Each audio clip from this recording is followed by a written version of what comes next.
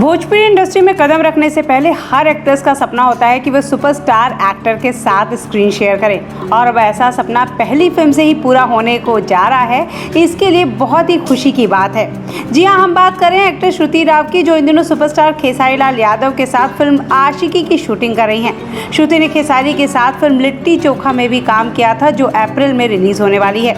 आपको बता दें कि खेसारी के बाद श्रुति जल्द निरहुआ के साथ भी फिल्म करने वाली हैं।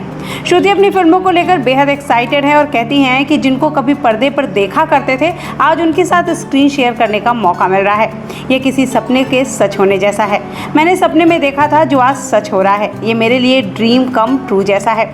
इसके लिए मैं अपनी फिल्म के निर्माताओं और निर्देशकों का आभार व्यक्त करती हूँ, जो उन्होंने मुझे इस काम के लिए इंडस्ट्री में मौका दिया।